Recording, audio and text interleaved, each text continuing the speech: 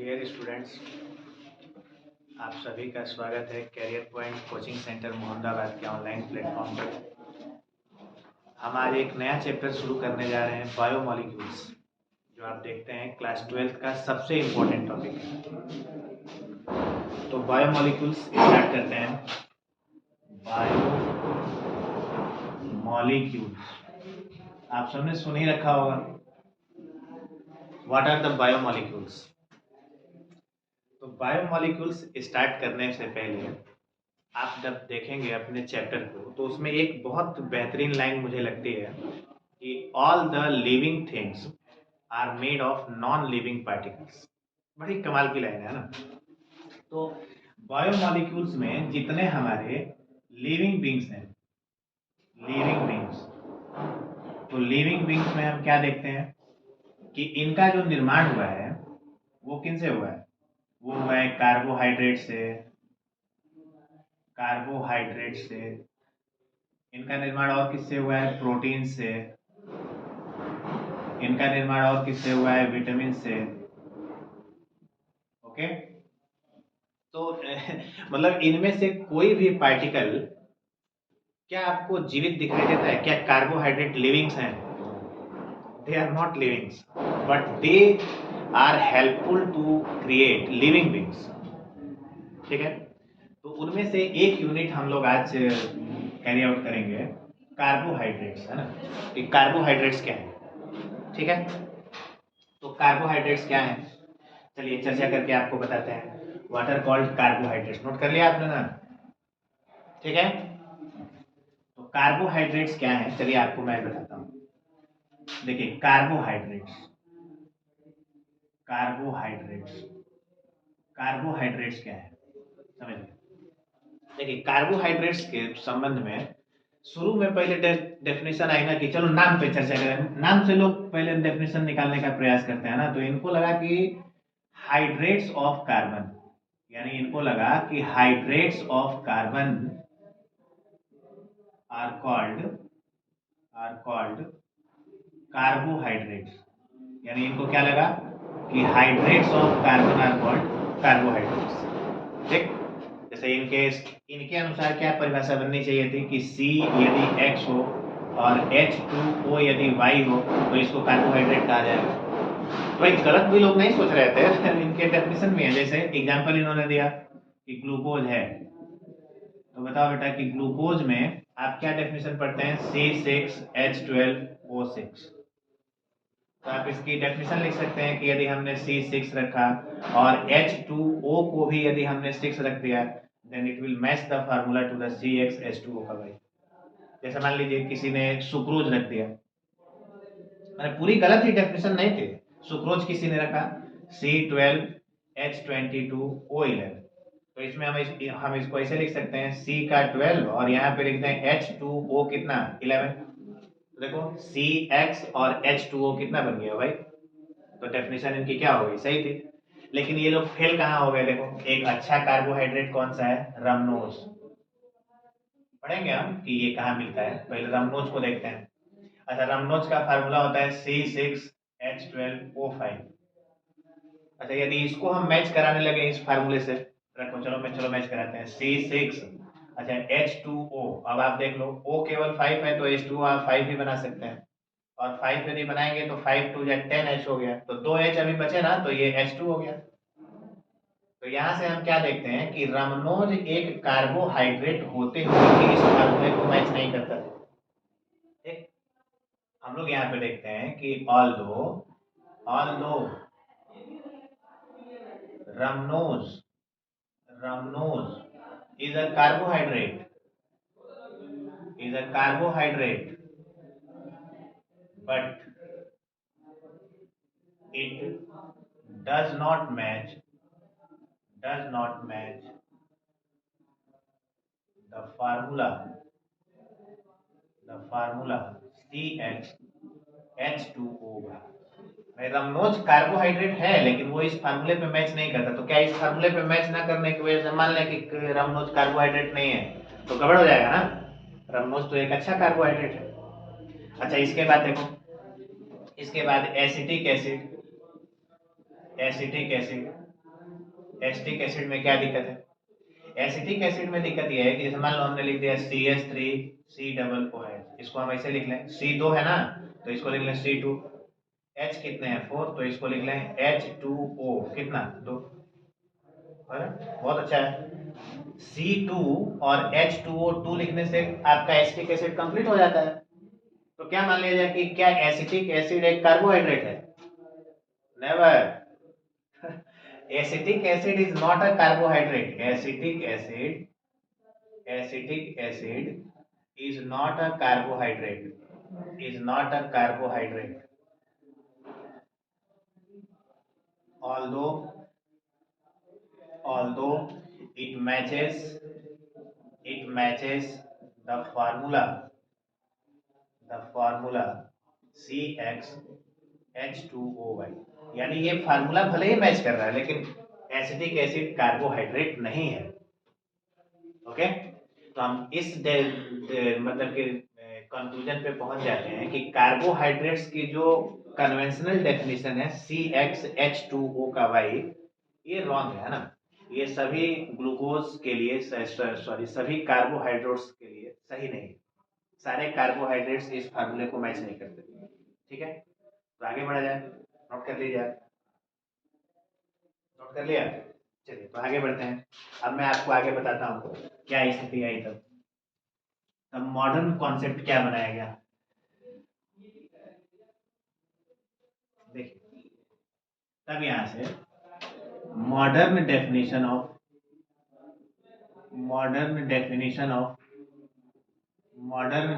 Of carbohydrates आ गया। चलो भाई, मॉडर्न डेफिनेशन बताया गया कि भाई मॉडर्न डेफिनेशन तब क्या है। तब बताया गया देखो कि कार्बोहाइड्रेट्स आर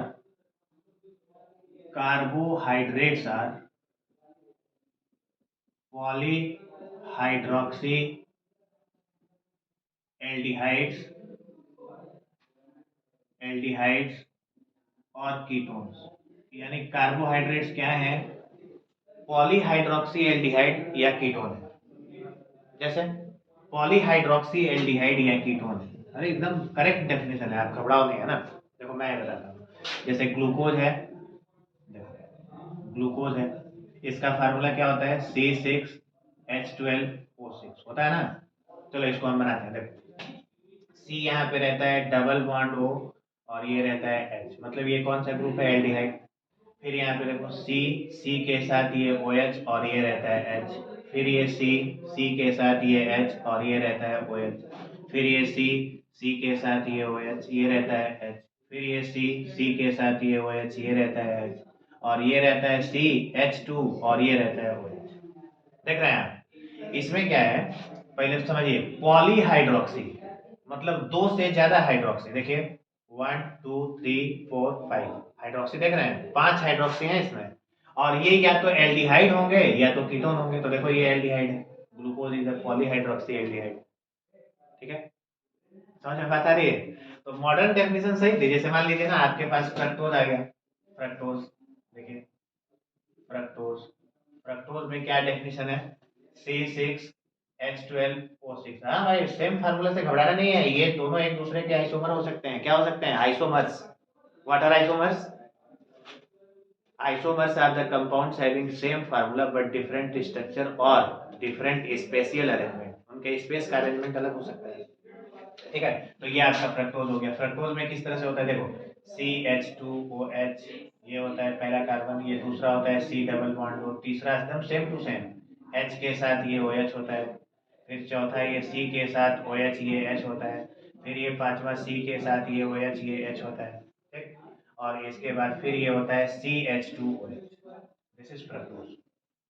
ठीक है, तो फ्रक्टोज क्या है? देखो पॉलीहाइड्रोक्सी, 1 2 3 4 5 पॉलीहाइड्रोक्सी है। एल्डिहाइड है कि कीटोन है? तो भाई कीटोन है, पॉलीहाइड्रोक्सी कीटोन है। तो मॉडर्न डेफिनेशन बिल्कुल सही है ना। ठीक है, तो आज से आपको क्या कहना है? कार्बोहाइड्रेट्स आर पॉलीहाइड्रोक्सी एल्डिहाइड और कीटोन्स। पहली डेफिनेशन क्या कहती थी? पहली definition, carbohydrates are hydrates of carbon, that's mean they have the formula CxH2O का। तो ये फार्मूला गलत है ना, नोट कर लीजिए। ठीक है, तो आगे बढ़ जाए। ओके, तो आगे चलते हैं, सुनिए, अब आगे बढ़ते हैं। अब सुनिए भाई, अब बात आई, अब कार्बोहाइड्रेट्स की कुछ अच्छी बातें कर लेते हैं। अच्छी बातें भी करें ना। देखो भाई, कार्बोहाइड्रेट्स में क्या स्थिति है कि इनके साथ हम लोगों ने लगाया कि पहली बात आपको समझना है कि कार्बो जो हाइड्रेट्स हैं, कार्बोहाइड्रेट्स, इनके नाम को थोड़ा आप गौर करिए। इनके नाम में लिखा है ग्लूकोज, इनके नाम में लिखा है फ्रक्टोज, इनके नाम में लिखा है सुक्रोज, इनके नाम में लिखा है गैलेक्टोज, गैलेक्टोज, ठीक है। इनका और भी नाम इनका क्या होता है, स्टार्च, इनका नाम होता है ग्लाइकोजन, ग्लाइकोजन, ठीक। तो देखो, जिनके नाम में ना बच्चे OSE आता है, उनको आपको समझना है कि OSE का मीनिंग होता है शुगर, यानी ये मीठे होते हैं, स्वीट इंटेस्ट, ये स्वीट इंटेस्ट है, स्वीट इंटेस्ट, ये स्वाद में मीठे है ना, तभी इनको कहा जा रहा है ग्लूकोज, ठीक है, स्वाद में मीठे हैं। और जिनके नाम में OSE नहीं आता, उनको आपको समझना है कि they are not sweet in taste, they are not sweet in taste, ये स्वाद में मीठे नहीं है, तभी तो इनको हम ओस नहीं कह रहे हैं, ठीक है। तो ये बात भी बड़ी इंपॉर्टेंट है कि ग्लूकोज में आपको ऐसे ध्यान रखना है, ठीक। समझ में बात आ रही है? अच्छा, इसके बाद समझिए, आगे बढ़े, आगे बढ़ जाए, नोट कर लिया, आगे बढ़ते हैं। अब सुनिए भाई, अब यहाँ से स्थितियां क्या हैं समझ लेते हैं। देखिए, अब यहाँ से क्लासिफिकेशन करते हैं, क्लासिफिकेशन ऑफ कार्बोहाइड्रेट्स, कार्बोहाइड्रेट्स का क्लासिफिकेशन करते हैं, ठीक। और देखो, जैसे मान लो कि हम आपसे पूछें आदमी कितने प्रकार के, तो आप बोलेंगे कि सर आदमी एक काला एक गोरा, धन। फिर कोई दूसरा आदमी कहेगा कि आदमी कितने प्रकार के, तो वो कहेगा कि एक आदमी लंबा एक आदमी छोटा। मतलब भाई, आदमी कितने प्रकार के होते हैं, ये डिपेंड करता है ना कि हम किस बेसिस पे उनको डिसाइड कर रहे हैं, ठीक। तो देखो, हम लोग डिसाइड कर रहे हैं कार्बोहाइड्रेट्स को क्लासिफिकेशन में, हम लोगों की पहली बेसिस क्या है, on the basis of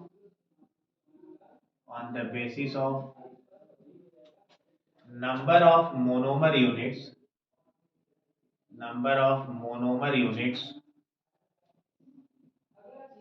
given on hydrolysis, माने जब उनका हाइड्रोलिसिस होता है तो वो कितने मोनोमर यूनिट देते हैं, इसके आधार पे जो कार्बोहाइड्रेट्स हैं वो कितने प्रकार के होते हैं। तो देखो, उसके आधार पे कार्बोहाइड्रेट्स आपके हो जाते हैं, सबसे पहला जिसको बोला जाता है मोनोसेकेराइड्स, मोनोसेकेराइड्स, मोनोसेकेराइड्स। दूसरे कौन से होते हैं, जिनको बोला जाता है ओलिगोसेकेराइड्स, ओलिगोसेकेराइड्स।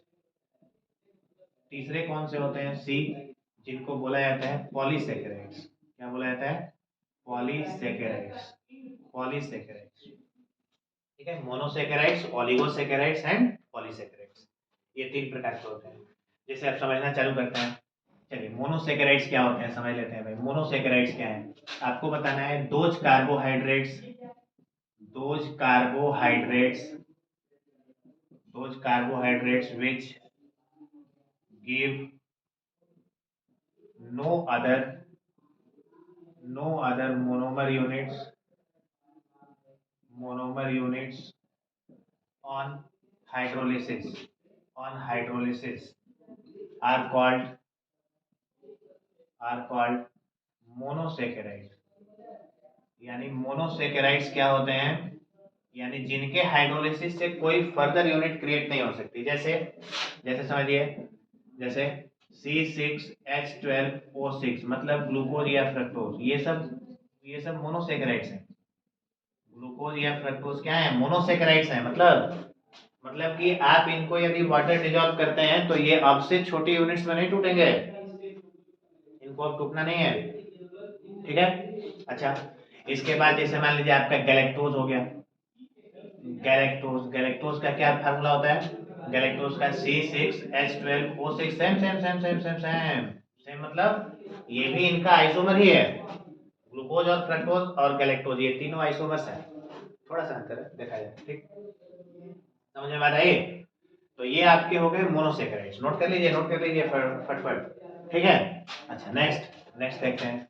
देखिए नेक्स्ट हमारे होते हैं ओलिगोसेकेराइड्स। ओलिगोसेकेराइड्स देखिए भाई, ओलिगो ओलिगोसेकेराइड्स। ओलिगोसेकेराइड्स कौन कौन से हैं समझिए, बी वाले ओलिगोसेकेराइड्स। ओलिगोसेकेराइड्स का मतलब होता है कि दोज कार्बोहाइड्रेट्स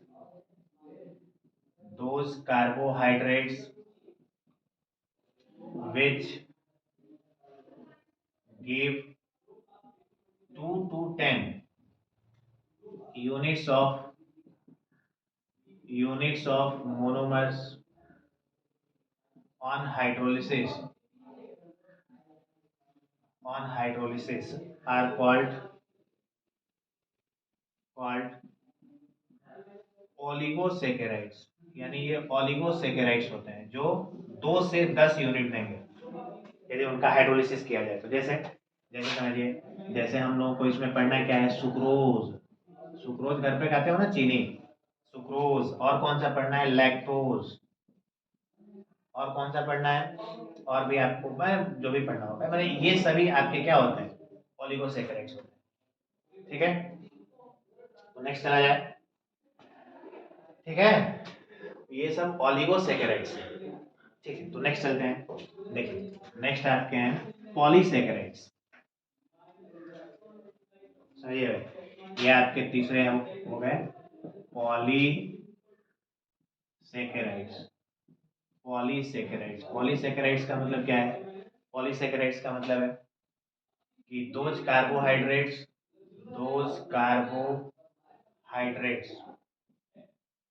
ठीक है, which give more than 10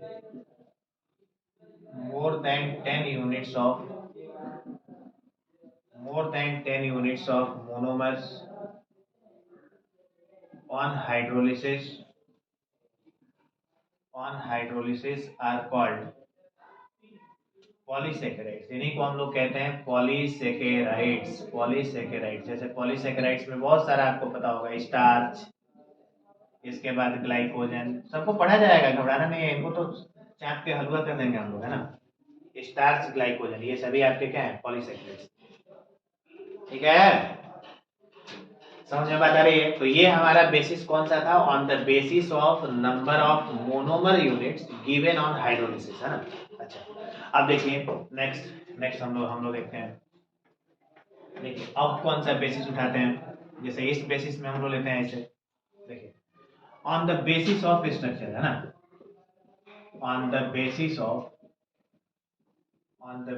of structure involved in compound, है ना। यानी कौन सा कंपाउंड में स्ट्रक्चर इन्वॉल्व है, इसके बेसिस पे हम लोगों को क्लासिफिकेशन देखना है, ठीक है। तो देखिए इस बेसिस पे, जैसे मान लो आपके पास आया ग्लूकोज, अब आपने क्या देखा कि ग्लूकोज में एक एल्डिहाइड ग्रुप प्रेजेंट है, ठीक है, एल्डिहाइड ग्रुप प्रेजेंट हो गया, और ग्लूकोज में नंबर ऑफ कार्बन्स कितने थे, C6H12O6। तो आपने क्या क्या देखा, इसमें 6 कार्बन है, ग्लूकोज का टेस्ट कैसा है, स्वीट है, तो इसलिए देखो अब मैं नाम इनका दे रहा हूं, एल्डो। एल्डो का मतलब ग्लूकोज हैज एल्डिहाइड, तो ये हो गया एल्डो।